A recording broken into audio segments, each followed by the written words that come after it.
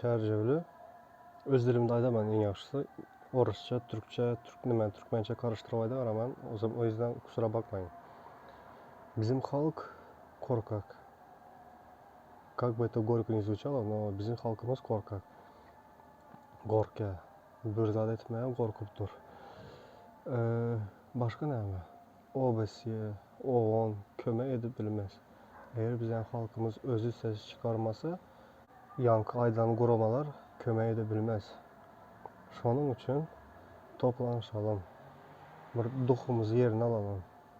Kanı öňe şkol uruşmaya gidettik. Beçeler, sizler ayda otmayın. Öňe şkol uruşmaya gidettik. Korkmayın, zat etmeyin. Mentlardan korkmayın, yürüttük. Hazır bolsa neme boldu?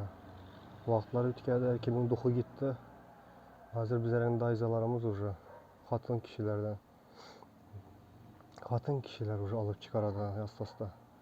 В основном erkekler etmeli şuna. Benim açık gepim, mert bolunlar. Öz halkımızı vermelik o prezidentin, неуважаемый prezidentin eline vermelik, gerekmez. И еще что хочу сказать. Не падайте духом. Надежда умирает последней. И как говорится, спасение утопающих – дело самих утопающих. Так что adamlar, erkek bolunlar, bir zatlar edeli. Kaçınaçar Türk'te eşek bolu işlep yüremeli. Öz yurdumuza gitmeye korkamız. Давайте bir zatlar edeli. Bir zatlar deyeni bilen mert bolalı, противостояние bereli. Гражданский война bolsa tapalı yok. Şu bolsa şu derece yetse etmeli balamız. Alaç yok. Bizden bu düşünümüzü fikirlenmeli. Eğer hazır hareket etmesek, bizlerden kalanlar ne şey de o yerde. Çürek kalanlar, гнить будут они там.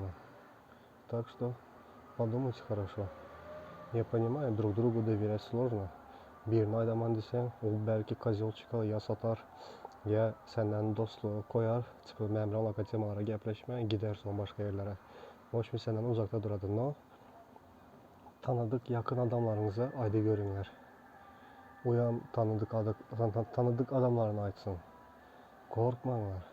Блять, ну до каких пор уже можно терпеть все это? До каких пор? Пожалуйста, люди, одумайтесь. Сумейте взглянуть дальше своего носа. Спасибо всем.